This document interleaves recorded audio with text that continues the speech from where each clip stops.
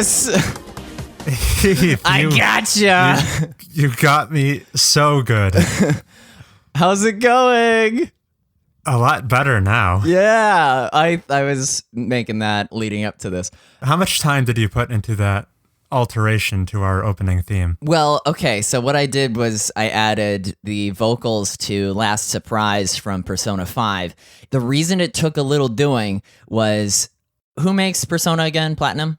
No, it's owned by Sega and developed by Atlas. Atlas, okay, those friggin' Atlas guys.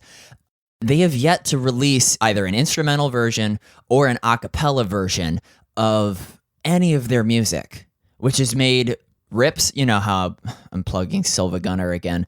The folks who make remixes of all these video game songs have to put in so much effort to isolate the vocals. What you heard was me, trying my best to drop out the band section of Last Surprise and match up the tempos, and it turned out fine.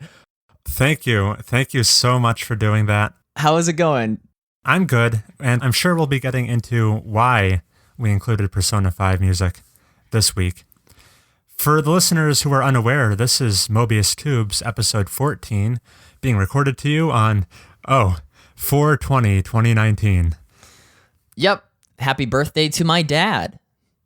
Oh, really? It's Vic's birthday. I hope he's listening, because I brought a game that I hope he and I end up playing someday, because I think he would really enjoy it. Awesome. And here I'm going to sneak in the shortest of corrections. Dude, I actually pull back the curtain a little bit here. I actually listened to the last episode pretty in depth after, because usually once I edit it, it's on its way. But I actually listened to it pretty in depth. I don't think there's anything that needed corrections necessarily. Did we botch an iOS part of that story, or things that have to do with Anthem? I made a goof last episode when talking about Night in the Woods. When speaking about a certain poet character, I called her Selma when her actual name is Selmers. Okay. Just for anyone who happens to care about that, I wanted to put the correction out there. Okay, yeah, because I thought we were on the ball last episode. Sorry, I prevented us from getting an S rank last episode. Well, that's fine. Hey, did you also know this is the first episode of the podcast post Reggie's retirement? We are in the Doug Bowser era now. That was lost on me, so I'm glad you brought it to my attention. And did you see what Jeff Keighley sent Reggie as a retirement gift? No.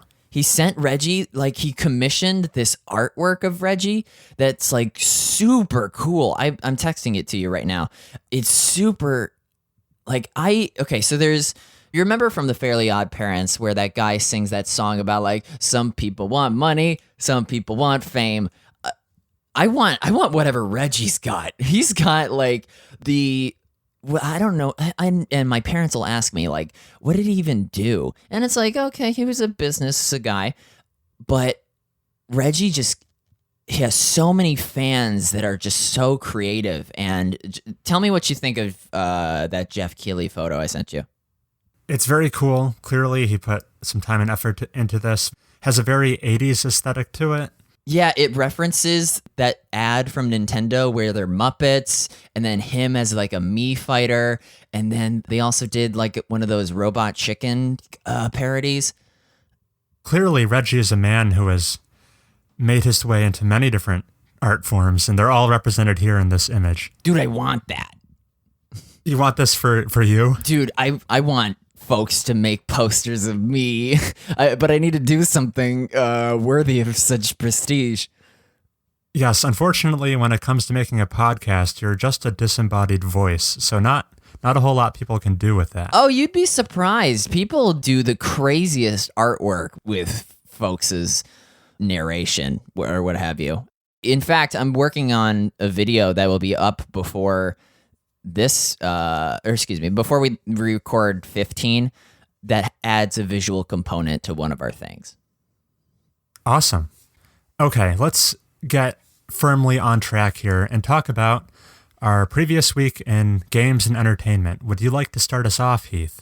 Sure. Okay. So, Into the Breach, and what's another game that you mentioned that was on my grocery list that you kind of beat me to? Or, oh, no, I beat you to Breath of the Wild. You beat me to Into the Breach. Mm-hmm. It's basically just a week-to-week struggle of, oh, crap, is Chris going to end up playing all the fun games, and then I have to dip my toes into, like, what's a not fun game? Oh, the Far Cry series? Yeah, gross. So what I did was I took a note from last episode in which you're talking about, oh, Into the Woods won such and such a award. Night in the Woods. Yeah, Night in the Woods. Dude, not to be confused with the Disney film. I beat you to it once again and went back to my old faithful from the, I was plugging for this really hard in the first episode. I played Return of the Obra Dinn, baby!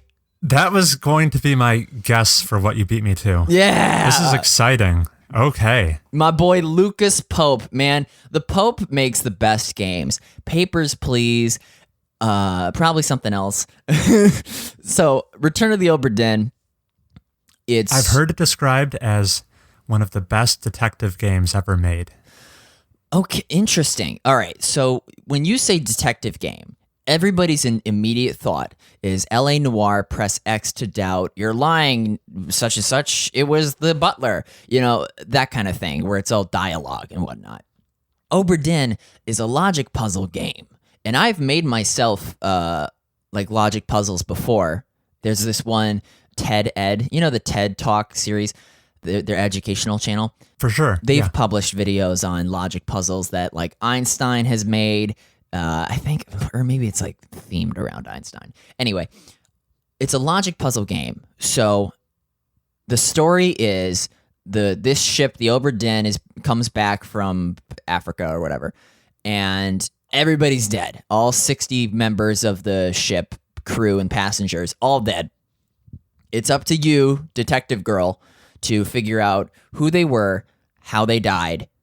So you're not interviewing people and ascertaining who's telling the truth, who's lying, that sort of detective-y.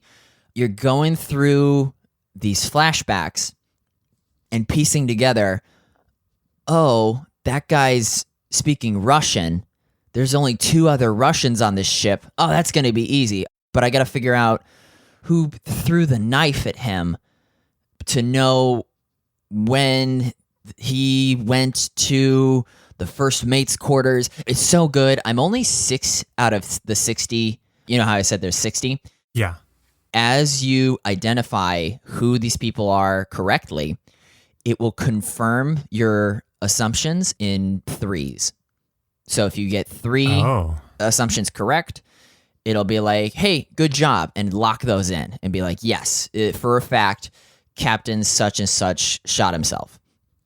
So the 6 deaths you have figured out so far are now all confirmed, right? I am 10% through, and I'm I played for 2 hours. I can't wait to figure out, because you start to recognize people. I want to piece this all together. It's told in media res, so it'll start with the end and then jump to a death that happened toward the beginning and then in the middle, and it'll jump around, and you got to piece it all together to figure out who the mutineers were and who got framed for the first mate's murder or whatever. Here are my 3, because I know you're going to play it at some point. Here are my 3 recommendations. Play while eating. Why is that? Play with headphones, and play with my dad. Not your dad, my dad. The reason I say play while eating is because a lot of this game is spent with this greenish brown screen and just text on the screen. Which I infamously ridiculed during the first episode of the podcast. Panned when I recommended Obra Dinn win the best art design at the Game Awards. You can actually change the color scheme of the game if you go into the settings. The green that is listed as just Macintosh, but if you change it to IBM such and such, it's based on computers. You can change it to like an LCD screen.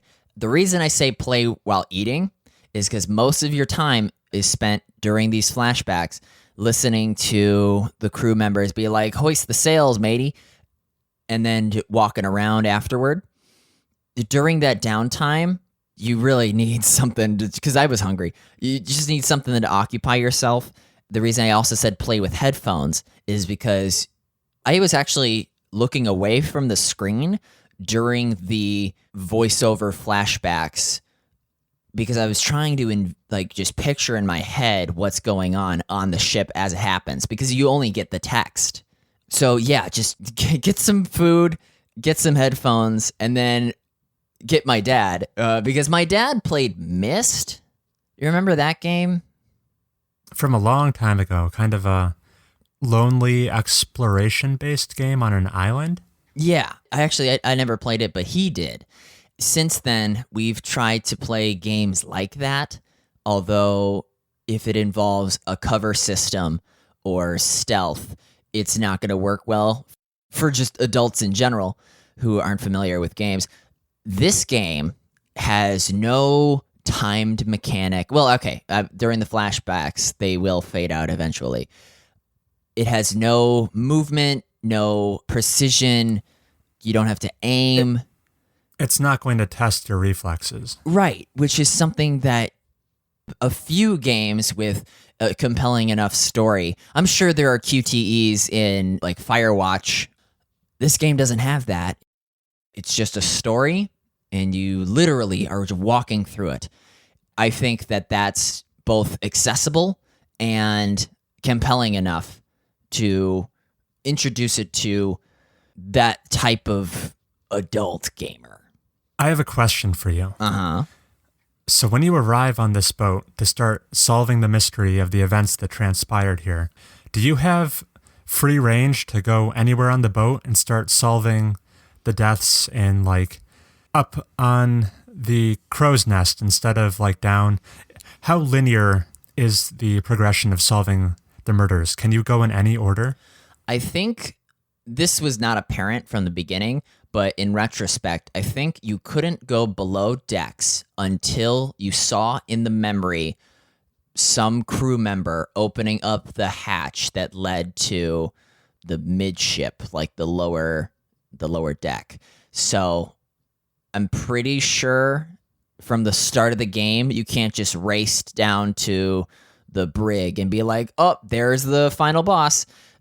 I think it is a bit linear, although there will be moments where you reach what is otherwise a dead end in this one story about some members of the crew falling ill, and you'll go exploring looking for like a new lead. And then I found the violinist who is taking a dump over the side of the ship, who ended up being strangled by the sea monster. So, and that, you know how there's a book in this game. The book is what ties it all together. As you relive these memories, it'll fill in the pages and be like, who was this? And recount what was said during the memory. So literally, the book plops onto the screen and it rifles all the way to like chapter 7. And it's like, oh, Vidici was strangled by a terrible beast. And then you'll go find another corpse and live that memory. And it'll flip all the way back to chapter 2 and be like, oh, such and such was clubbed by one of the lady passengers. You'll enjoy it. I think I'm going to enjoy it a great deal. It's probably one of the games I'm most excited to play. The only concern for kids playing these high-octane games is that they'll get bored if it's too repetitive. I think you just gotta captivate yourself with like, I want to figure out who that guy was because I keep seeing him in like a dozen memories, and he's so. And I don't know if his name is Edward or Jacob. Big recommends. The Pope catalog of games is killer. Awesome. The other game I played. Hold up. I'm going to interrupt you just for variety's sake. Okay. I was just going to so it's not sneak a Wargroove in there. I didn't. Okay. It was like all right. You can finish. real quick. Okay, Wargroove's been going on. Wargroove. Here's a hot take, Chris. You ready? Yeah. Wargroove is the best game to bring on a plane. Okay. Previously, when I would go on a plane, I would bring my laptop fully charged, play Civ 5 for however long until the battery got too low, then switch to podcasts. And that was my, entertainment of choice. Now I have the Switch, which has an impressive battery life, at least when you're playing Wargroove. I don't know if other games take a greater drain on it. Right. Other games could be more demanding. Right.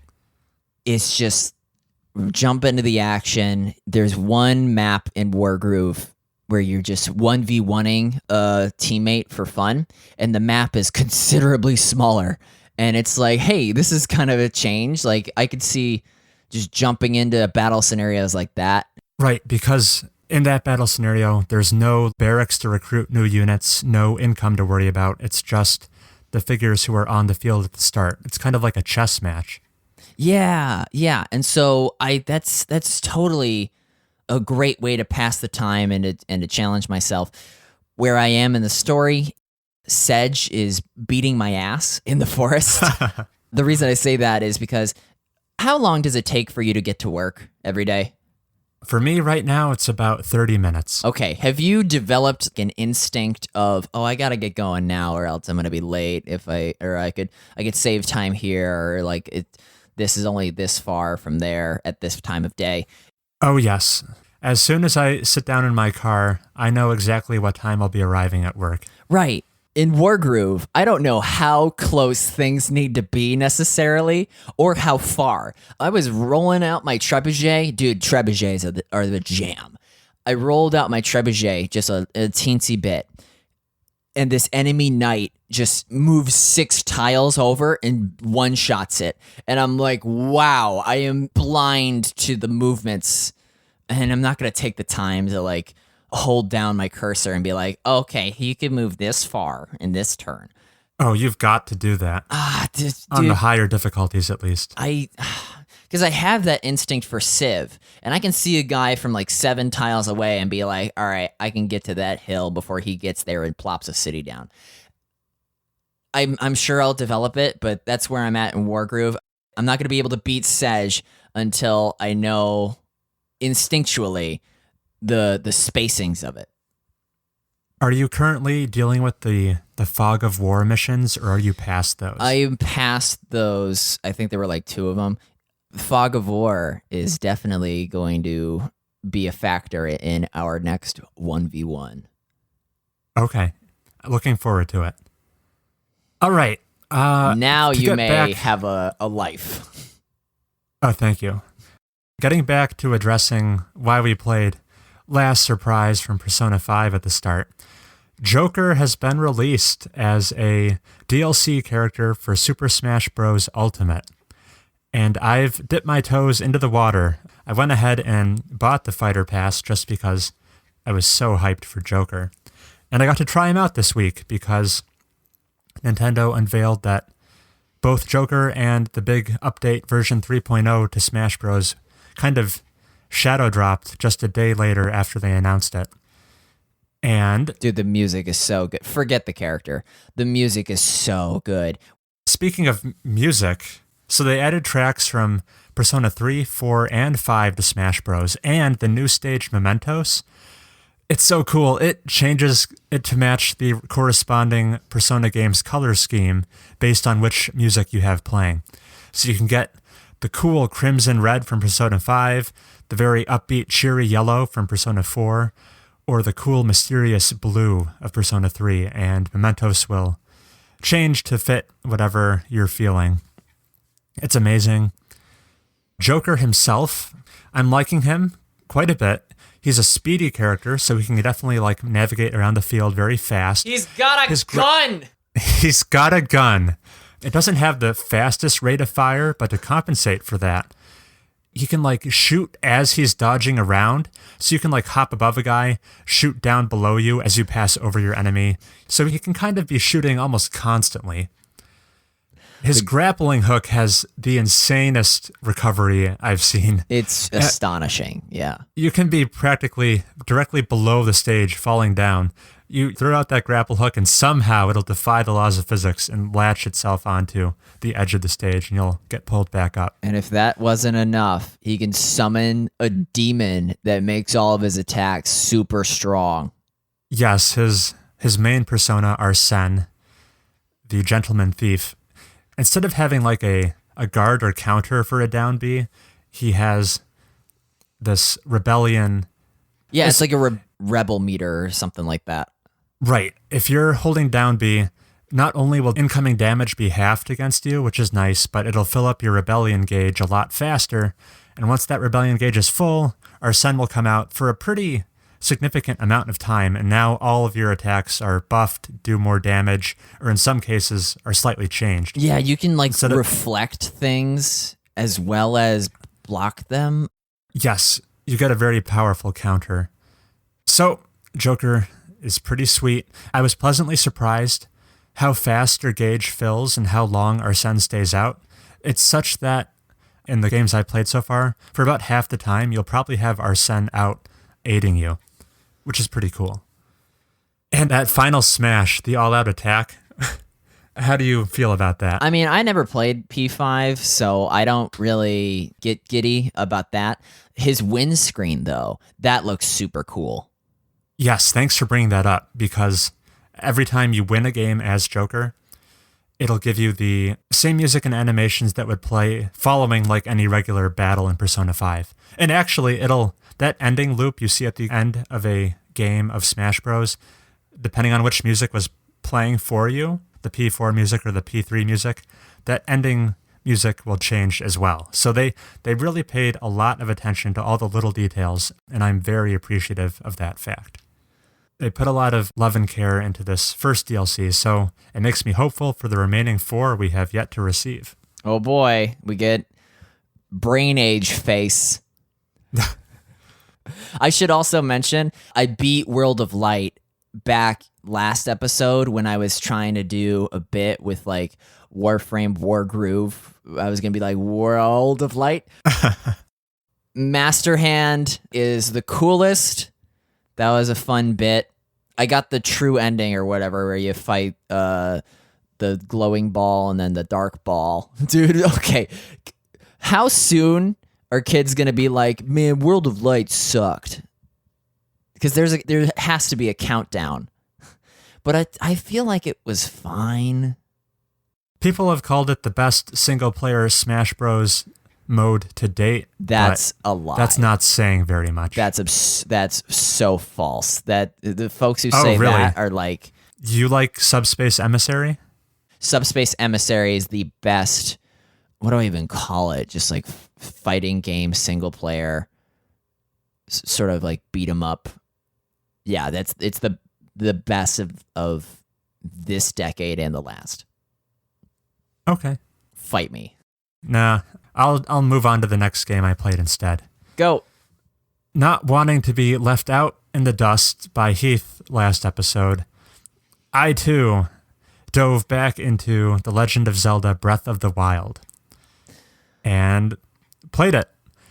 This was my third attempt trying to get into it. I tried unsuccessfully twice last year. It just wasn't grabbing me. How far did you get? Did you get to the winter section? I was able to get out of tutorial world. I made it off of the Great Plateau. I now have the paraglider, which makes getting down from towers and just general traversal a lot more easy and fun. Yeah, why would you walk? Yeah. So this game, I'm of two minds about it. I think it's definitely a special game that is deserving of the praise it's received. It's probably falling into the category of game for me where I respect and appreciate it a lot more than I actually enjoy the act of playing it. It's the anti-Detroit? The anti-Detroit Become Human. Amazing. Wait, okay, get the perfect soundbite. Breath of the Wild, it's a game I respect much more than I enjoy. And then my question, That's obviously not a good thing. Yeah, I might need to spend more time with it. I'm probably like a little more than 5 hours in. Oh, you're further than me, maybe. How many upgrades have you gotten to your health or stamina? Also, have you listened to the last episode? I said stamina like 24 times. I did listen to it. It didn't irritate me too much. I don't think I noticed. I'm certain anyone could spend like a second to make a supercut of all the times I said it. So far, I've been ignoring health upgrades, and I've upgraded my stamina twice. Duh. For context, this is my first time playing a Zelda game of any kind. I've never touched them. But you've played Skyrim before. Oh yeah, I've played plenty of Skyrim. Yeah, so you've played this game. I don't feel like that's a very fair comparison. They're very different games. Really? Yeah. It's just a palette swap, in my opinion. Because so far, I know like probably most people would say The Legend of Zelda Breath of the Wild. They'd call Breath of the Wild like an action-adventure game, but so far, I see it more as like a 3D physics puzzle game, because that's what you do in the shrines. That's where I think it like puts its best ideas on display. I like how at the end of the tutorial, it's given you this diverse set of tools to use, whether it's magnesis or stasis or the bombs or the freezing water one. So you've been given a bunch of tools, and they all have a wide range of applications you can use them in.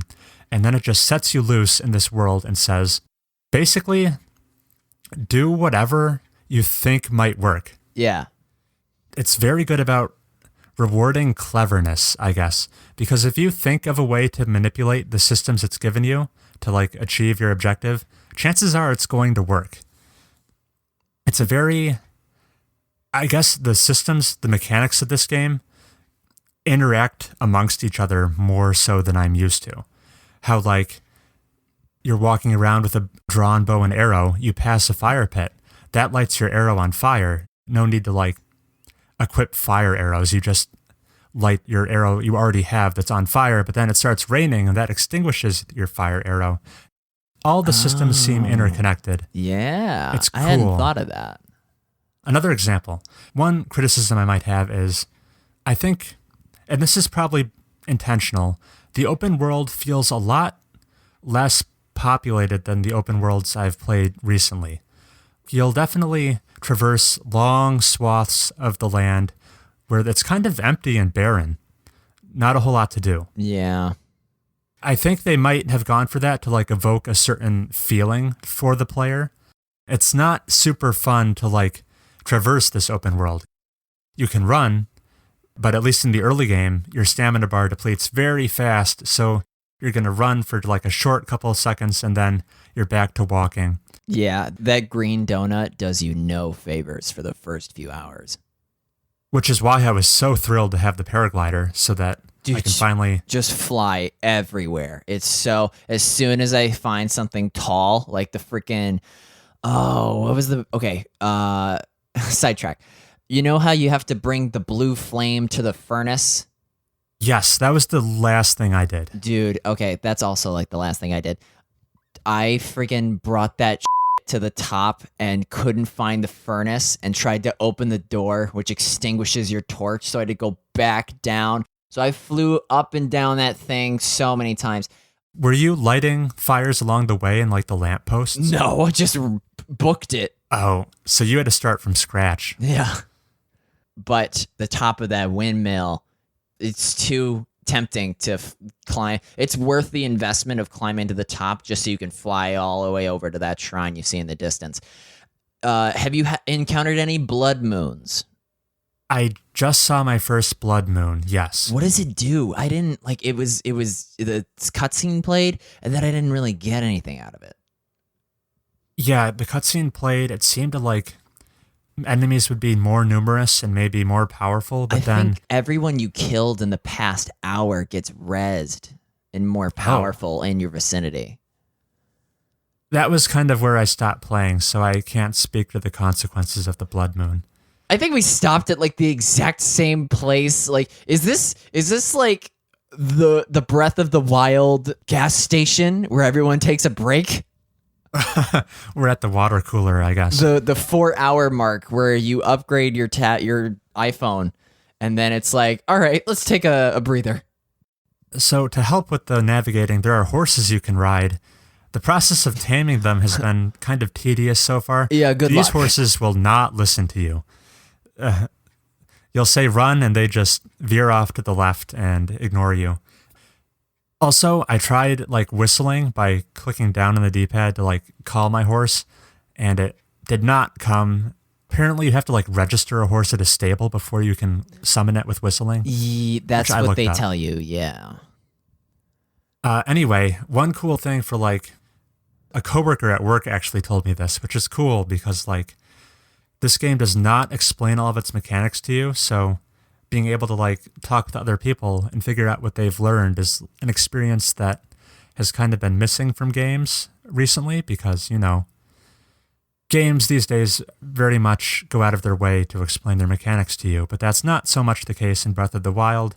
He told me one way to tame your horse would just be to like put an apple in your hand and walk up to the front of the horse, and you'll actually just start feeding it. Oh, dude, because I had to like freaking sneak up on them for the longest time. I had no idea. Yeah, so that's what I'm saying. Like all these mechanics, the things that would like make sense in real life kind of exist in the game, and that's really cool and commendable. I should just think what I would do. Yeah, you have to like subvert your video game mindset and just go about things as you would in real life. I guess the other thing that is hampering my enjoyment of the game is that these progression systems are cool. Every 4 shrines you complete, you get to upgrade health and stamina, you're getting more inventory, but at least in the opening hours I've played so far, the gaps between making certain progression, the pacing of the progression has been slow and like not very encouraging. Yeah. I was spoiled in AC Origins where over the course of an hour... There's a kidnapped daughter every few feet. Yes. Every couple steps you take, you're equipping new items, you're gaining levels, you're completing quests. There's a lot going on in an hour of playing AC Origins, while there's comparatively less going on in an hour of playing Breath of the Wild. And that's why it's failing to hold my attention as much. Also, like, the weapon durability. Uh-oh. I'm used to, like, whenever I found a new cool piece of gear in AC Origins, I'd be thrilled, I'd unequip what I previously had, throw in my new stuff, and I'd be excited to know that this new, improved piece of gear I have is going to see me through the next couple levels of progression. But in Breath of the Wild, every time I encounter that new, cool, more powerful weapon, I'm inclined not to use it because I just want to save it for when I really need it. So I'm using all these scrub weapons. Yeah, you get the ancient sword, and it's like, nah, I'm going to stick with these clubs. I don't know when the big boys are coming. So I don't know if it's my own fault for playing that way, or it almost seems like the game encourages you to be very conservative with your equipment.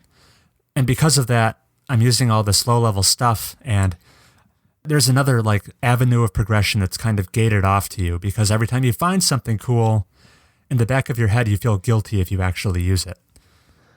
Yes. I've only found that in the case with weapons. Have you gotten like armor?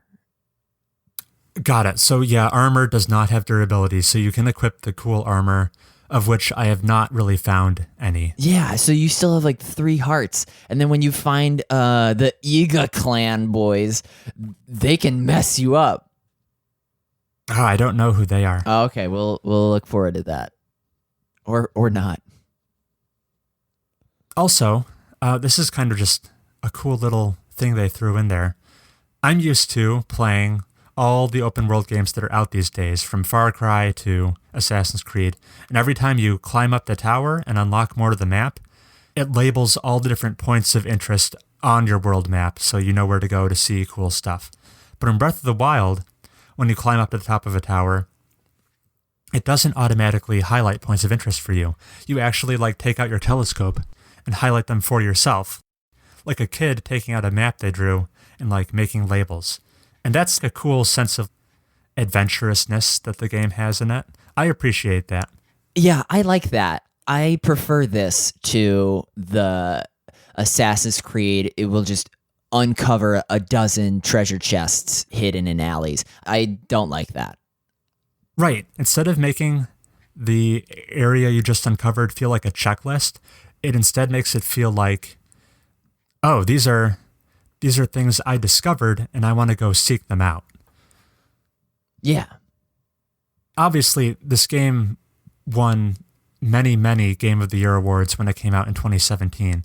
And I think it's chock full of really cool ideas that differentiate it from basically every other open world game out there. It's a really fun Portal game, Breath of the Wild. Yeah, and the puzzles are so cool. I wish there wasn't as much of a waiting period between finding these shrines. I wish they could like line up all the shrines right in front of me so I could run through them. Some of the characters I found are kind of quirky, but overall, the narrative in this game kind of takes a back seat. Like, it's not giving you cutscene after cutscene, and like Link is a mute protagonist, so he's not like giving you much of a performance here. Yeah, I could care less about the princess at this point. Right. Whatever her name is. Isn't her name Zelda? Nah, I think it's like Rosalina. Oh, okay, got it. I haven't made it that far. So anywho, I think I'm going to stick with it some more since I feel like I've gone through the most irritating part of the game so far, and maybe it's just going to be smooth sailing from here on out, but I like it, don't love it. Those are my impressions of Breath of the Wild. All right. Lots of agreeing from me listening to that. Is that the last game you played? Yeah, this past week, the emphasis I put on playing games was a bit less than usual. I've been spending my leisure time reading books. And Game of Thrones, the final season has started, so I'm watching that. I'll just say, Into the Breach got its hooks in me again. I did one more run of that. Hey. But I don't have anything more to say about it. All right, I'm doing the transition now. Should we cue the transition music? When we come back, we'll talk to you about several news stories. See you then.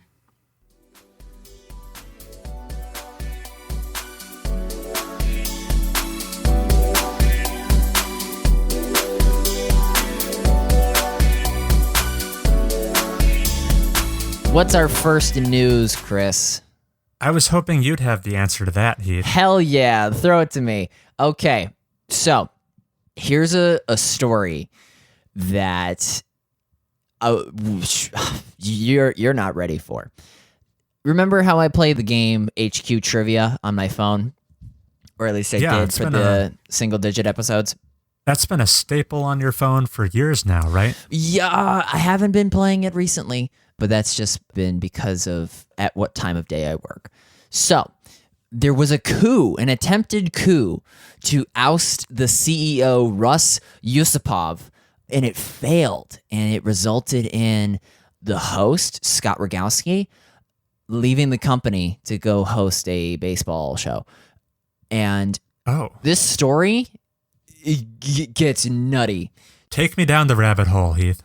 Colin Kroll, who was the CEO of HQ, he OD'd on fentanyl-laced heroin a few days after we recorded episode 2. Wow. Colin and his buddy Russ, that I mentioned before, they founded HQ Trivia. They also founded a little app called Vine. Have you heard of it? Vine is now defunct, right? That's right. Because they Twitter bought them. So when Colin died, Russ became CEO again. I say again because Russ used to be the CEO until Colin and another board member forced Russ to step down. HQ was super popular in 2018 and not as popular in 2019. They went from having 2.5 million daily users to as few as 126,000 in April this month. So ultimately, half of the employees at HQ signed a letter to remove Russ again. Russ ended up never seeing the letter, but agreed to concede to whoever they picked as a replacement. 3 of the employees who led the mutiny were let go, supposedly for their bad attitude. All this drama doesn't affect how fun the game is, although one way they've gone into damage control is the current number of players counter that is displayed on the top left of the screen has been replaced with a number of players who enter the game. So whereas toward the end of the game, people would leave as they got questions wrong. So it would show like, oh, there's only like 50,000 people still watching or still playing. Now it's just like, oh, we got 200,000 people playing, when it's really just however many people entered the game to begin with, even though they could have left immediately. So they're trying to save face. The game is still fun. I haven't played it for other circumstances, but holy cow, they lost their host. They lost their CEO to a drug-fueled accident. In your opinion, do you think they're capable of rebounding from this, or by the end of the year, will HQ be a thing of the past? I mean, they've really gone through all the cards up their sleeves. They've had celebrities host. They've had big sweepstake, friggin' $300,000 prize thanks to Jumanji or whatever. They've done themed shows. They're doing all they can. The demographic of the folks who play HQ are casual mobile game normies. So they'll eat it up. They'll stick around, even if they're not pulling millions of players anymore. They'll still be sustainable, in my opinion. I'd be shocked if HQ closed within the next 6 months. They'd have to have significant players would have to leave for the next big thing. But I don't know. There's nothing I can see in the trivia industry that's so popular on the horizon. I think HQ's kind of got a lock on that. I sent you a video while I was talking. Yes. What is that? Dude, okay, so I'm trying to learn more about this HQ story. And the article that I'm reading on Business Insider keeps hitting me up with these, if you want to read more, unlock Business Insider Premium, which is like $50 a year. This is not that much. But still, like, you, Business Insider. I'm trying to do work for my podcast. And what I had to keep doing, that's a screen recording of me scrolling as fast as I can down the article before the timed overlay appears. Right? Because I have like about a second before the website loads you need to buy this article. And it's like, it just goes to show, I got the moxie to be a podcast journalist by stealing from real journalists. Yes, we have lots of authenticity for sure. So that's one news, a little more upbeat, especially upbeat if you listen to the music. Netflix has casted their Cowboy Bebop adaptation. Chris, obviously you haven't, but any of your friends watched Cowboy Bebop? Hey, don't count me out. I definitely watched the first 2 or 3 episodes. Wow, okay. Tell me about it, because I know very little. And I know very little more than very little. Anyway, it's one of the most classic and well-respected anime shows to come out of Japan, and it stars this kind of space bounty hunter and his team doing odd jobs, and from what I could tell, each episode is fairly self-contained. It's heralded as one of the greats. I gave it a shot. The first couple episodes didn't really grab me, so that's why I ultimately didn't continue watching. Anime all bleeds together for me. So you're saying this is an oldie but goodie. Did this air before like Naruto or Dragon Ball? Definitely earlier than Naruto. Don't know about Dragon Ball. Okay, that's interesting to put it in the I think timeline. it's a 90s show. Interesting. You think people would know the music if you played it for them? The opening theme is pretty iconic, yeah. It's so funky. It's awesome. The Netflix is producing like however many episodes, and they've cast some big boy actors to play this pretty esoteric show. What I got out of this news story is a segment that I'd like to call Just Lie, in which I go down the history of shows that were pitched differently but ended up being successful. So Cowboy Bebop. Do you know what else was popular in the 90s? I'm sure you'll let me know. Phantom Menace. Ah. So Watanabe goes to Sunrise and he's like, yo, this hot right here with Star Wars, we're going to basically do the same thing, but in Japan. So think like Star Wars Japan, and Sunrise, the publishers or whatever, are like, yeah, go for it. Do it. We want it. They basically make the show and then we'll show the studio, look at this ship. Doesn't this look like something from Star Wars? And they're like, yeah, that looks Star Wars. But the show ended up being like this, if I say Western, does that make sense? Like spaghetti Western. Mm-hmm. So that's one way in which, Cowboy Bebop kind of lied its way to the top. Another show that you've heard of was initially pitched as having an alien invasion twist. I'm talking about The Walking Dead. So they go to AMC, right? And they're like, hey, we want to do a zombie show, but it has more to do with the characters who are the survivors and their just development and getting through their days kind of thing. And AMC is like, no, we've done zombies before. And they're like, but you find out that the zombies are actually mind controlled by the extraterrestrials, and it's all they have to fight the space invaders. And AMC is like, oh, we go do that. That's a bold pitch. Yeah, and then by like season 4 or 5, the AMC's like, hey, when are we gonna put the aliens? And they're like, there were never any aliens, and it's like, ah. And AMC's like, oh, you. And then Walking Dead's like, bitch, take your money. You want this money? You want this super money? Because it's like their most profitable show. And it's like, yeah, you sit back, AMC. And they're like, ooh. So that's another one. Speaking of aliens, you remember the film Cowboys and Aliens? Barely. Okay, so that was a flop of a Daniel Craig movie.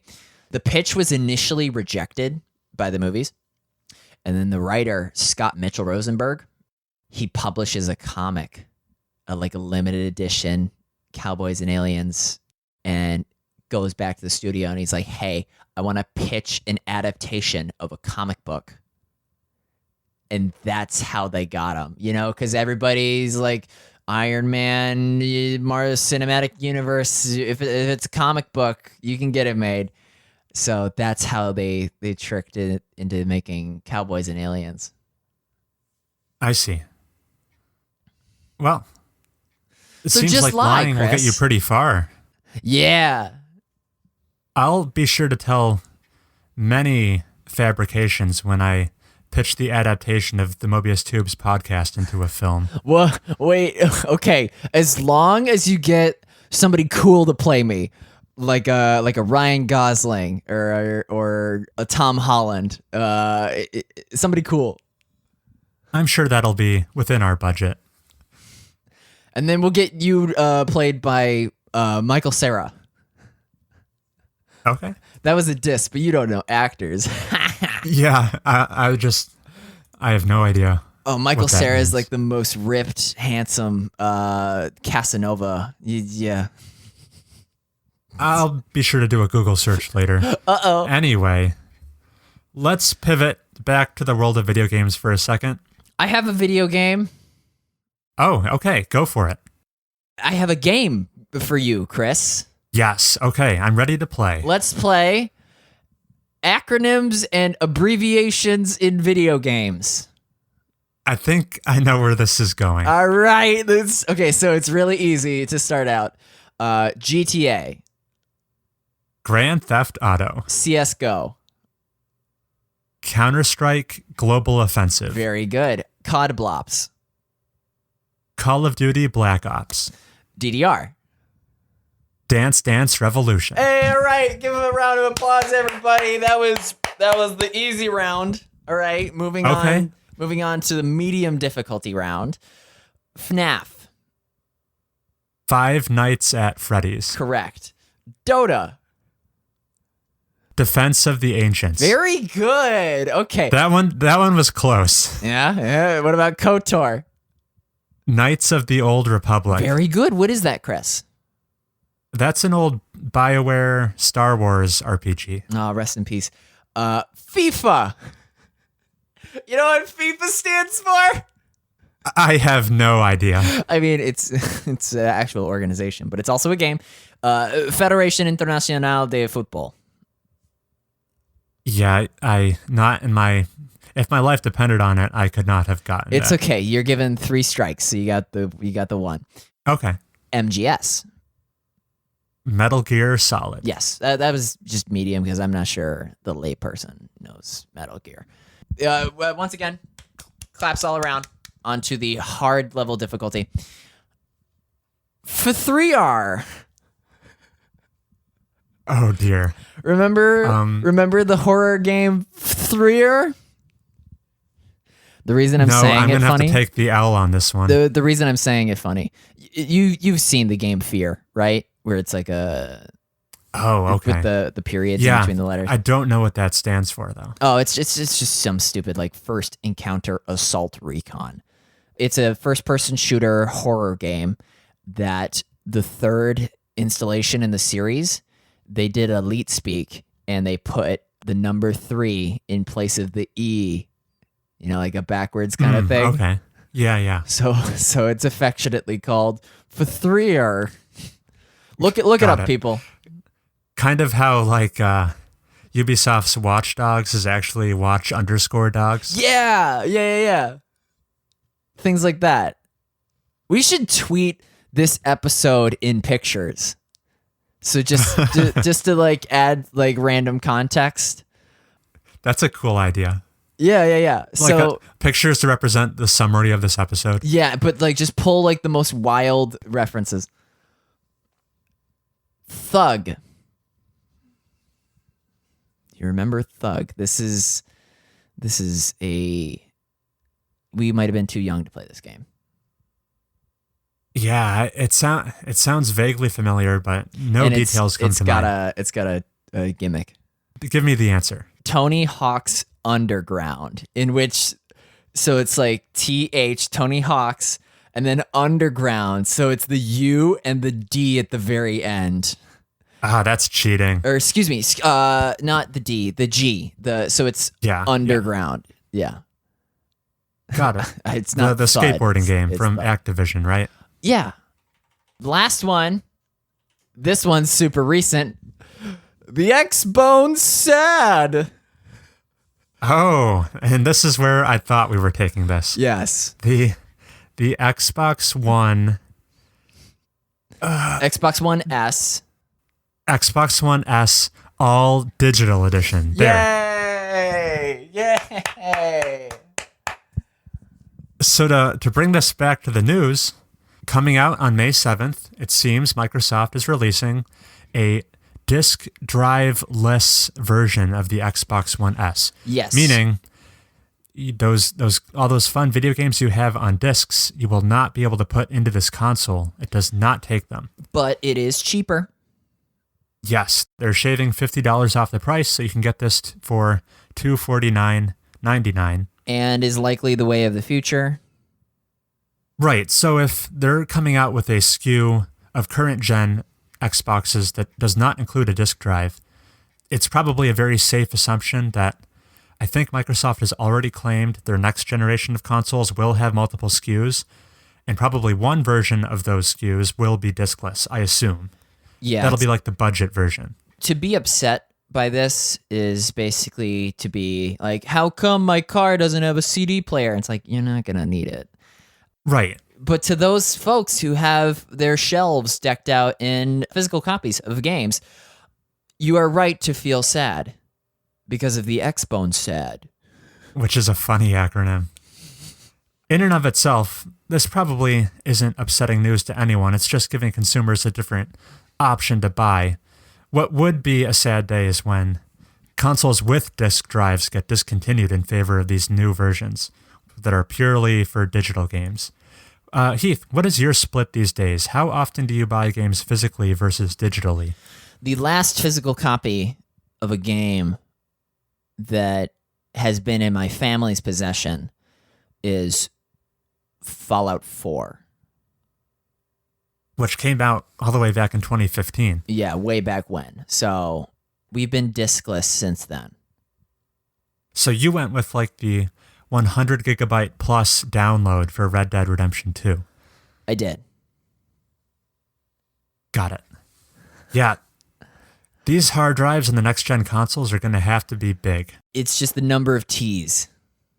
How many terabytes? And speaking of next-gen consoles, you like how I segued there? Very subtle.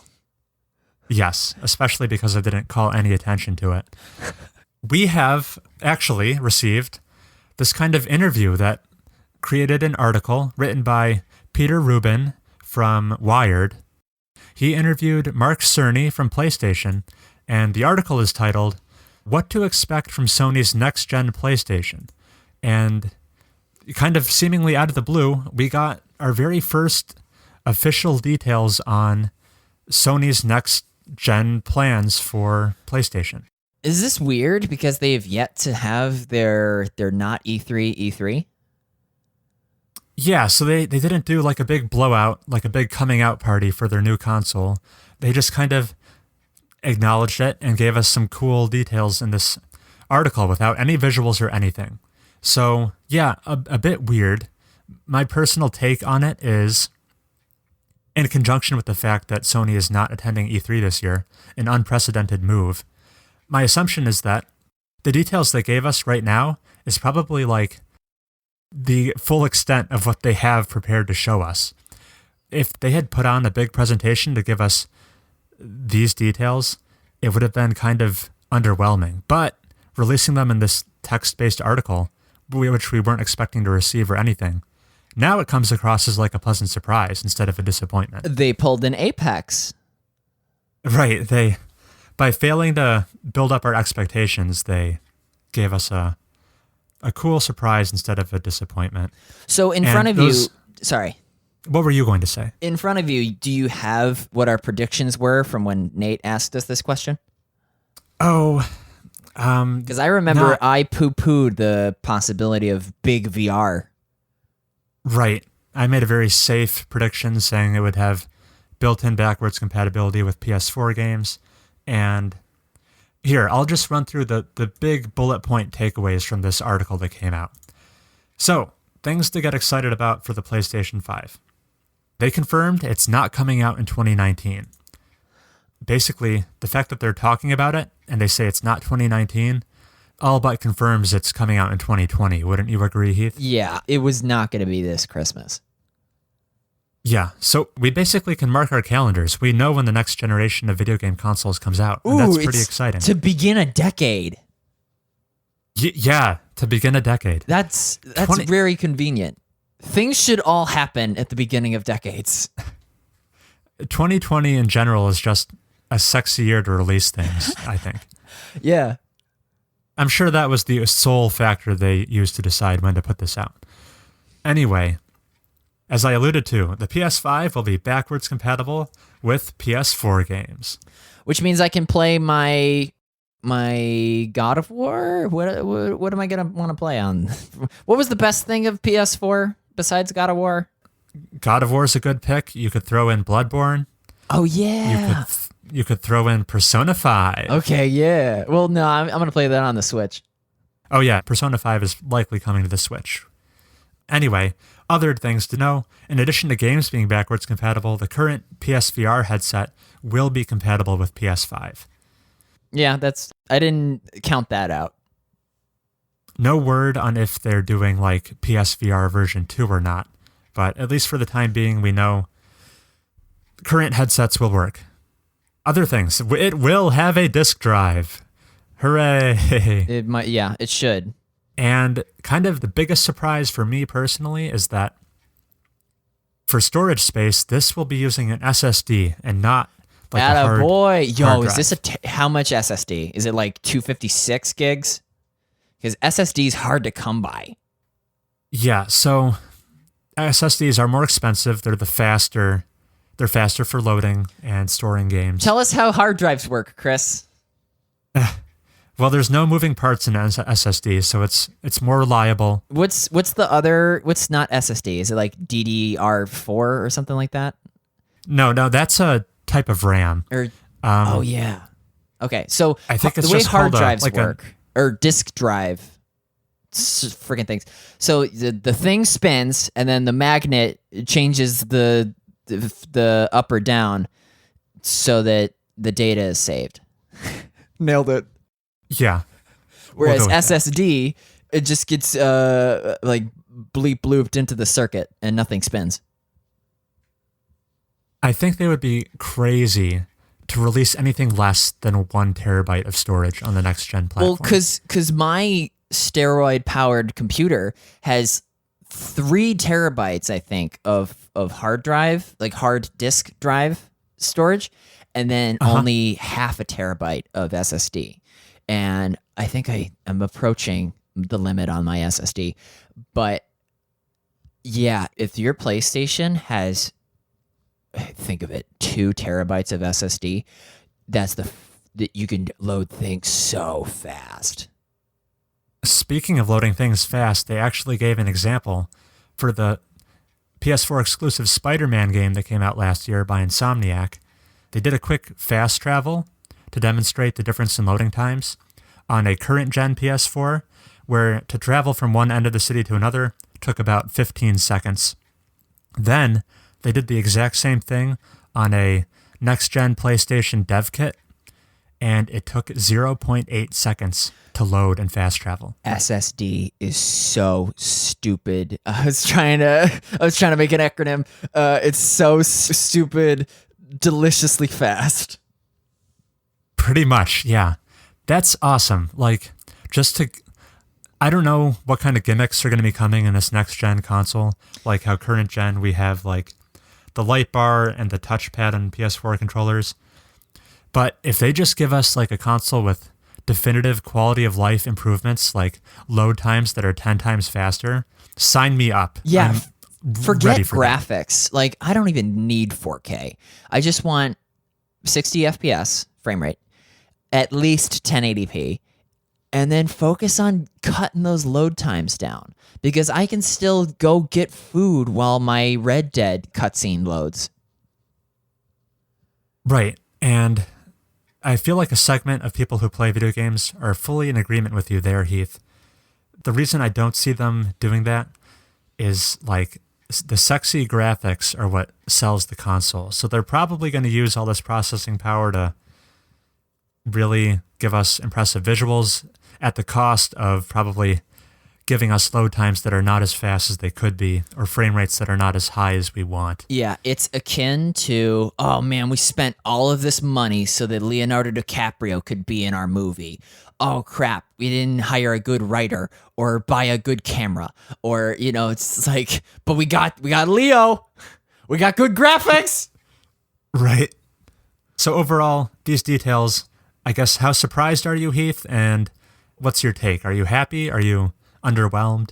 I basically nailed it, calling the backwards compatibility and the disk drive. I am most excited for. We didn't even cross our minds whether or not they would have solid state. Is that what it's called? SSD, solid state. Yeah, disk a solid state drive. We didn't even bother to mention it when we were first asked to predict the next generation consoles. Right. I think that was a pretty big oversight. SSD is so good. I will be closely watching to see whether or not it's going to be 256 like my fears are, or up to 1 terabyte, 2 terabytes. It's not going to be 3 terabytes. You're going to have flying cars before you get 3 terabytes of SSD. I think worst case scenario, they do like half a terabyte. I don't see them doing 256 gigs. That is criminal. When it comes in unit, what am I trying to say? Not units of powers of 2. Yeah, powers. So it'd be 512. Right. And like, imagine they released a version of the next PlayStation that was 256 gigabytes, and you install Red Dead on it. It's a game and a half. That one game is more than half of your hard drive. Yeah, you're and done. That's not even including the space the operating system takes up. The only other game you'd be able to play is like Night in the Woods. Yeah, you could install Night in the Woods and Wargroove, and you'd be fine. And presumably, with next gen and assets being even higher resolutions, I'm assuming game file sizes will only grow.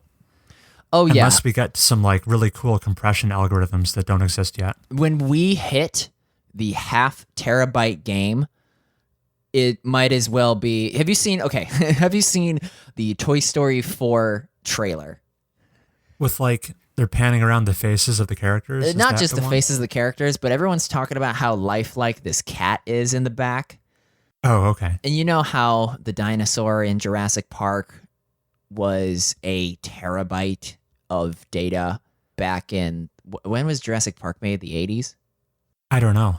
It's still like a terabyte back in the previous century is astonishingly massive. When we hit the 0.5 terabyte game, not even just imagine a game taking up a terabyte. It has to look like God. Or have like all the DLC in the world. Do you know Dead or Alive? I'm bringing up Dead or Alive. You know, Dead or Alive has a DLC package that's like upwards of hundreds of dollars, and it's all cosmetics for the girls, and it's like hundreds and hundreds of dollars. I don't know how many gigs that is, but I am much more excited for the next generation of consoles now, and it's not because of like graphics, motion controls. Yeah, me too. I'm excited. The launch of a new generation of consoles is always like the most interesting time to be a gamer, in my opinion. And it's coming up. We're due for one. Okay. I think that's about it for news stories this week. Yeah, that was so all when my we come news. back, we'll come back with our featured conversation topic. Talk to you then.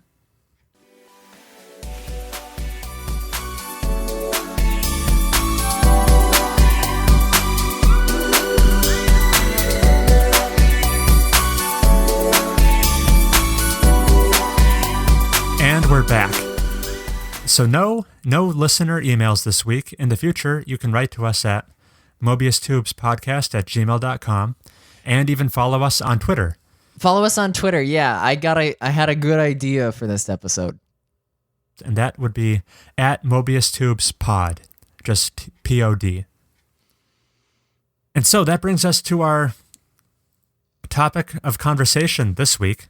And this is a topic I've been meaning to dive into for a couple episodes now, but I've been intimidated that I wouldn't be able to do it justice. So I finally feel prepared to ask you this question, Heath. And what I wanted to talk about today with you is, how effective do you think video games are as a medium for storytelling? Mm-hmm. There was a catalyst for this conversation topic. Oh, please tell me it's not Horizon Zero Dawn. No, it's not. This goes back a couple years to an article published on The Atlantic back on April 25th of 2017. So I'm digging up ancient history here. Written by Ian Bogost. The title of the article was "Video Games Are Better Without Stories," and the subtitle being "Film, Television, and Literature all tell them better, so why are games still obsessed with narrative?" And basically the crux of his argument throughout the article is that oftentimes the stories told in games they probably don't justify the fact that they're being told as games. They could be better adapted and suited in a different medium. The three he mentioned are television, film, and literature. So why do we bother putting narrative into games? Why don't we just make them purely mechanical experiences and leave the storytelling for the mediums that are better suited to it? And as someone who has thoroughly enjoyed game narratives over the years, I took some umbrage with the article. I'm not here to debate the article paragraph by paragraph. I just wanted it to be a launching point for a more general discussion on how effective do we think games are at telling stories? Do we think putting a narrative in a game is like kind of throwing a wrench into things? It's forcing something that doesn't really belong, or do we think that games benefit from having them? And I have many areas of which I want to dive into this, but first I thought I'd get your initial thoughts. Please give me a name of the guy who wrote the article. Ian Bogost. Okay. Bogost is spelled Bogost. Okay, big baby Bogost here is crying about how certain games, I'm certain he's thinking of games like Call of Duty that have a campaign just slapped onto them to fulfill a age-old single-player component. And is probably... Actually, the bulk of his criticism is leveled at games that are traditionally praised for their story. Things like BioShock and What Remains of Edith Finch, a game I talked about a couple of weeks ago. So what? Is he like, how come there's this story in this BioShock? I just want to shoot sea monsters and inject my drugs. Because that's all it is without the story. A more fair representation of what he's saying is What Remains of Edith Finch and BioShock. They're a game with a definitive, a start, a middle, and an end to it. Anyone who plays through them more or less gets the same narrative beats and experience. So why not just tell those beats in a movie or a book? Why does it have to be a game? Oh, well. What about adapting that narrative into a game? How did that benefit the narrative in any way, is his argument? Me personally, I'm not going to tell you that because of the interactivity and engagement that you get from games justifies it wholeheartedly. Movies, books, and games are all equally capable of telling a story sufficiently. So the answer to why can't movie? The answer is, yeah, movie can and book can, but game can too. You're saying that Bogost. You're saying that all of those storytelling mediums clear the threshold for being good enough. Yeah, they're just tools that can get the job done. It's whether or not your preference of, I like this hammer better because of its grip, or I like this. What's a hammer analog? I like this mallet. Sledgehammer. I don't know. Yeah, it's all a matter of preference. I mean, books were obviously first to ask a similar question. Why do you have to play this as a movie? Why can't you just read it? And it's like, well, I prefer to see somebody personifying the character. And it's like, well, I prefer to press A and perform the action myself as the character.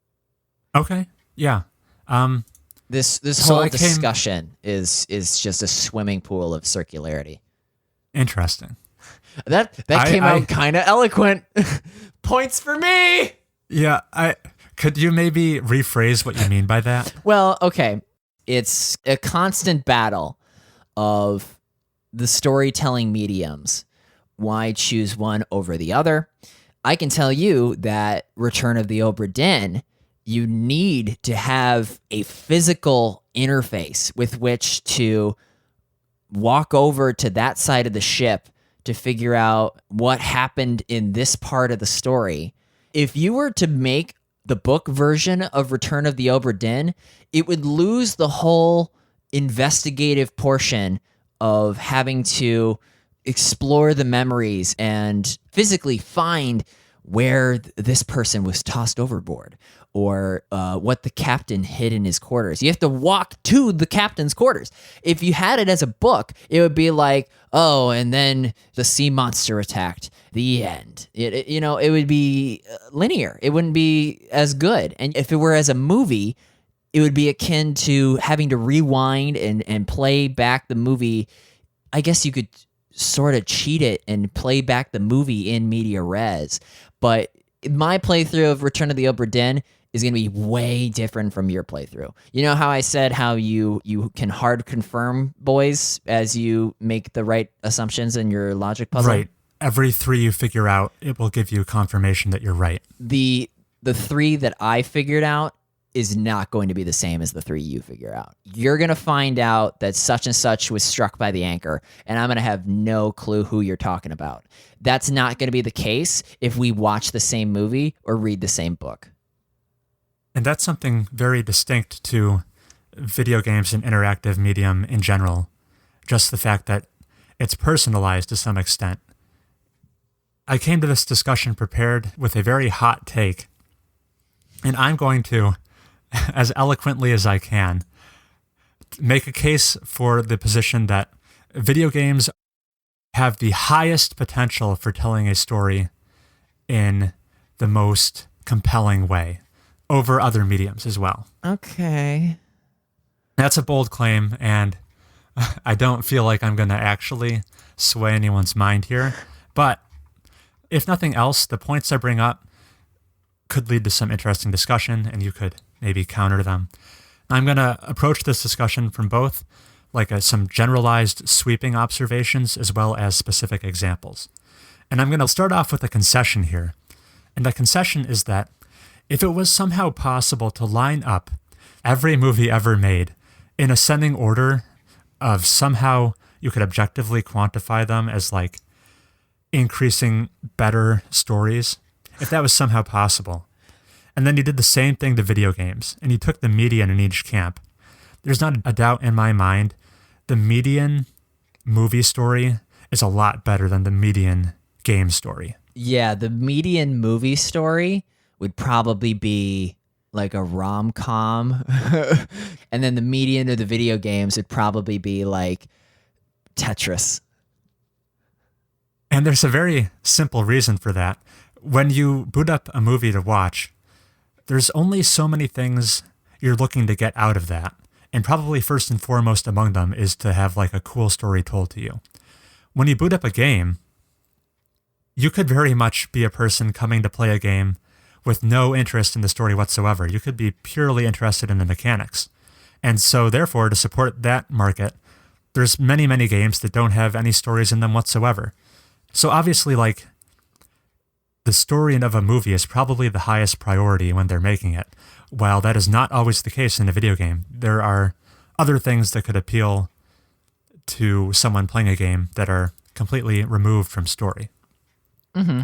But the point I'm trying to make here is that of the games that really commit to their stories and go all in on them, The Witcher, maybe even more so than mechanics. Yeah, and I'm going to bring up Witcher, actually. I knew it!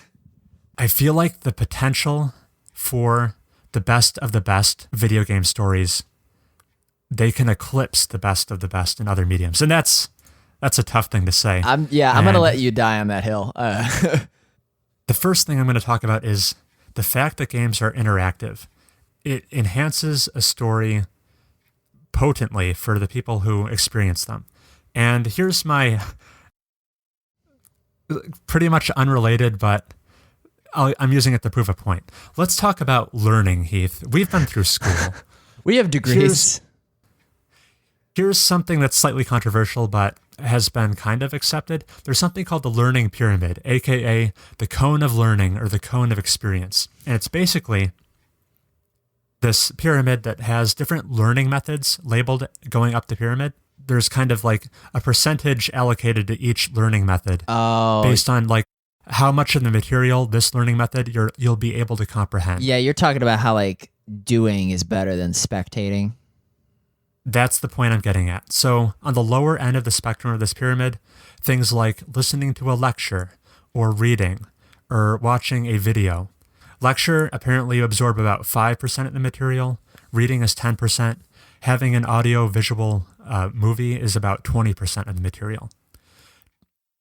Down at the bottom, the other end of the pyramid, things that are much more active, like practicing by doing or teaching others.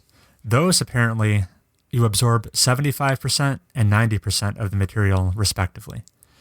The high efficiency studying methods for like tests, those clock in as like practice testing, actually doing the test or an approximation of the test you're going to take. Down at the low end are things like reading and highlighting. Flashcards. More passive things. Flashcards, yeah. So my argument is that somewhere in the human brain, something about being an active participant just gets our neurons firing in such a way that a more passive role does not do. And how this plays into narrative is that in a game where you are an active participant, you're the protagonist, or you're commanding a crew of characters, or you're making decisions that affect the plot, that just anchors you and gets you invested in such a way that I have personally not experienced in other mediums. When I'm reading a book or watching a movie, there's just some level of empathy with the characters that I achieve in a game as I'm taking on their role that I do not achieve elsewhere. And that's something that I can say out loud, but you probably won't believe me unless you've experienced yourself. Another thing I wanted to bring up is that games are long. In and of itself, that doesn't make them inherently any better. But I have this infographic for approximate times it takes to read some of the well-known, really long series. If you read the Lord of the Rings trilogy, those 3 books, It's probably like it's 15 approximately hours. 26 and a half hours. That was close. If you read the first Game of Thrones book, that's It's probably very like long. 12. That's, according to this website, 12 hours and 14 minutes. You're Dude, right I on don't the even dot. read, and I know how good. I'm so close. And reading all 7 of the Harry Potter books. Any guess on that? Probably like 60 hours. 60.2 hours. I'm a god. I don't even know this stuff. Do you have an innate ability for guessing how long books are? Dude, I guess that was astonishing. That You totally. just got 2 for 2.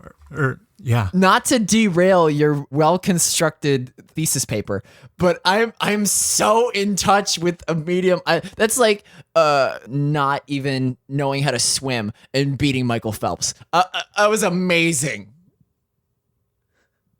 I'm glad we got that captured on podcast. That's crazy. So again, sorry to detract from you. Anyway, some of my favorite games are pretty lengthy, and I think that lends itself to making a case for why I care so much about them. One game, The Witcher 3, admittedly I'm going to throw in its DLC expansions into my playtime here, but when I wrapped up and concluded my first playthrough of The Witcher 3 Wild Hunt, Steam told me I had played it for 140 hours. Wow. That's one game versus like 7 books clocking in at 60 hours. So approximately the longest books out there, I don't know, they're like 12 to 16 hours or so. And this game is 140. And the fact that I just lived in that world and immersed myself in it so thoroughly for such a long part of my life, that was over the course of like 2.5 months where I played nothing but Witcher.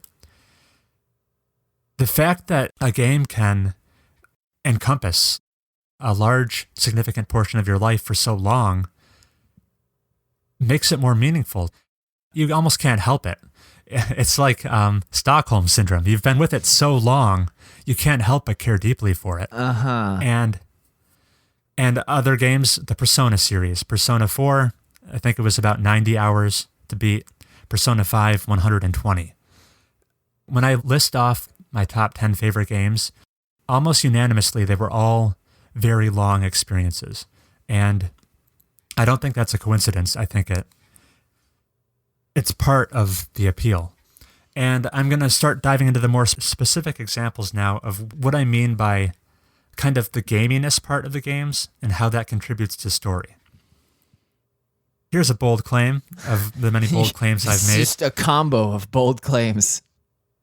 Let's talk about Nier Automata for a second and how I think the ending to Nier Automata, the real ending, because the game has 26 endings to it. Is this like the G ending?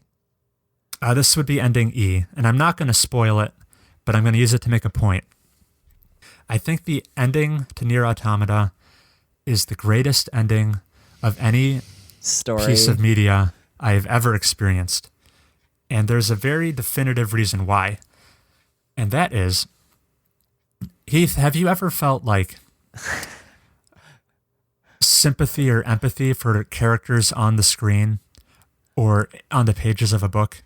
Like you feel for them, you're invested in their arc, and you feel really bad for what they've been through. Rarely, but A Star Is Born comes to mind. Okay, yeah. The Lady Gaga movie. I haven't seen it, but I'm glad you brought it up. But rarely. Anyway, all sorts of storytelling media out there is great for showing you the plight of characters and getting you to feel for them. But what if, like in the ending to Nier Automata, you were given a choice that actually required you to sacrifice something in the real world? Oh, okay. You have to actually lose something that you yourself have in order to help the plight of this fictional narrative. You can do something yourself. You can take an active role and lose something out of your life permanently to get, I guess, what you would call the happy ending. And you're given the choice. You don't have to give it up. It's not mandatory. You could choose to be selfish. And I guess that's aiding, like the truest. Aiding a perfect stranger at your own expense. Yes, the game makes it explicit that you will be helping someone else, someone you might not even like if you were to meet them. Making their journey easier or even doable. Yeah. That's unique to Nier Automata. Right. It wouldn't be possible in another medium, though, because it requires your interaction. At the end of a movie, let's say, you feel inspired to help a character, so you feel inspired to run a marathon or something to that effect to, like, relate to the character, but the characters on screen will never know you do that. In Nier Automata, the action you take, the sacrifice you make, will be registered and, like, chronologued. Moving on, a very short game, Her Story. The structure of that plot, it's told to you through police detective film. Like forensic footage? Yeah. It's a police interrogation footage, which it's located on a hard drive of a computer. You're pulling it up through like a search engine. So it's not being told to you through a linear way. The order in which you watch the videos is dependent on like what keywords stick out to you in your own investigation. Oh, cool. And the plot that they wrote for this story, which is kind of interesting if it was told to you straight, it was like tailor-made to be especially interesting when it's told to you in this kind of completely random sequence of events. So that when the plot twist hits you, it hits you really hard. And of course, like part of the journey to see that twist is personal because you saw the videos in the order that made sense to you and you alone. No one else will watch the videos in the exact same order you will. That makes it so much more meaningful. Well, hang on. So is it more meaningful because of the unique path you took to getting to the revelation? Or was the revelation itself meaningful because of just like by design? More the former, I would say. I'll say that the twist that is eventually told to you is enhanced by the fact that you aren't watching it linearly. It was like very intentionally chosen. Okay, and to that I counter with one Memento, the Christopher Nolan movie, in which it is also told, not necessarily in media res, but in a forward and backward direction, and they use color and black and white to make that distinction. You get a big twist because of the way in which they designed the choppiness of the chronology.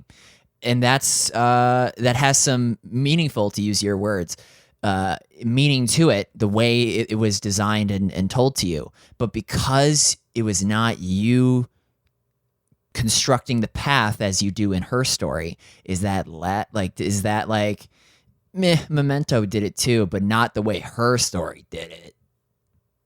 Because in Memento, the protagonist, his memory only lasts for like a certain amount. He can like remember for like, is it like 5 minutes straight, and then he forgets everything again? He has retrograde amnesia, yes. Or no, maybe it's anterograde. I don't know. Some sort of amnesia. I forgot. Isn't that convenient? Very ironic. I see what you're saying. I would make the case that yes, when you watch a video clip and it gives you a couple different clues that are different jumping off points for finding future videos that lead you deeper down the rabbit hole, and you only pick up on like one or two of them, you don't necessarily know that you're missing certain branches, but when you do find branches that you do pick up on, that's incredibly rewarding. And then you see the entire investigation play out in a way that probably only you and your sensibilities like narrowed in on. And that makes it very personal. Because you were responsible for uncovering the details that led to the revelation. Yeah, that's the message I'm trying to convey. And Christopher Nolan was the one that was responsible for laying out the details that led to the revelation in Memento. Right. But because you did it in her story, all video games are better than movies. All video Confirmed. games is a bit of an overstatement. And the last personal anecdote I have, we talked about Persona a lot on this episode. You'll never see it coming! We've talked about Persona a lot in general.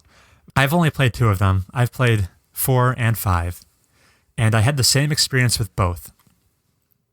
And that was the fact that after spending almost 100 hours with this cast of characters, this party that you've been through with trials and tribulations, half of Persona is a day-to-day life simulator to some effect. You pick who you want to spend your time with, what activities you're going to do together, and which months you hang out with so-and-so versus other months versus which club activities you join. And by the end of both of those games, at the end of both of my Persona experiences, I had the distinct impression that when I turned the game off for the final time, that I was leaving behind a group of friends. And that's very cheesy to say, but never before, like, there are characters I love on Game of Thrones, but I don't feel like Tyrion Lannister is my personal friend that I went through a year of my life with. Mm-hmm. The Persona games take course over the place of a calendar year, like a school year. And it feels like that was a year of my life that I had in this video game, and I got to know these people. And the nature of it being interactive and choosing who I foster those relationships with just left an impact on me that I feel only a video game could accomplish. And that's the end of my soapbox on how I get all sentimental when I play video game stories. Are you thinking about something? So the question is, so Heath, do you feel this special fourth dimension of interactivity is what makes video games better than everything? And I'm being hyperbolic, but yeah. No. I think there's like several criticisms you can throw at video game stories, many of which is that the argument I'm making is I think they have the potential to be better.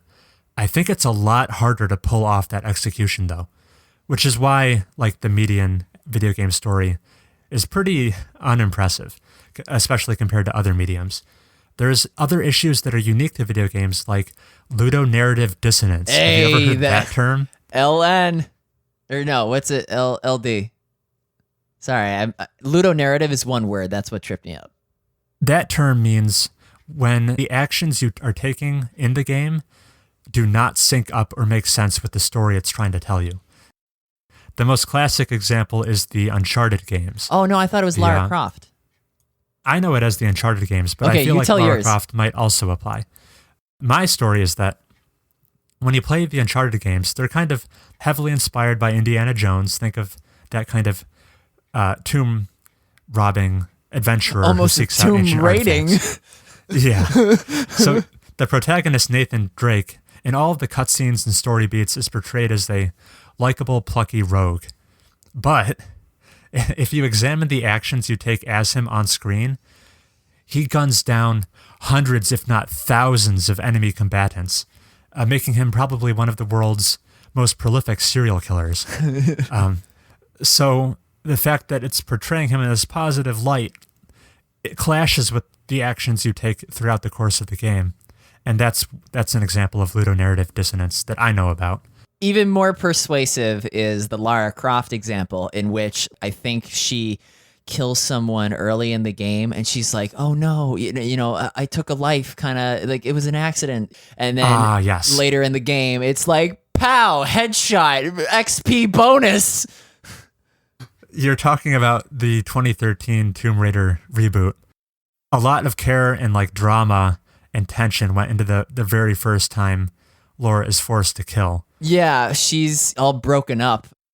And then minutes or hours later, she has joined Nathan Drake in being a prolific serial killer. Blat, gotta get that XP. Yeah. So there are definitely unique challenges to video games when it comes to telling a cohesive narrative. I feel like only the best of the best overcome it. And when they do, it's just really, really good. It is really, really good. And I'll agree that your praising of the medium of video games having such a high potential for emotional resonance is fair to say. There's a lot you can do with video games to appeal to a story. But that doesn't mean that movies and even like music, certain songs can make you get really anxious about your life choices.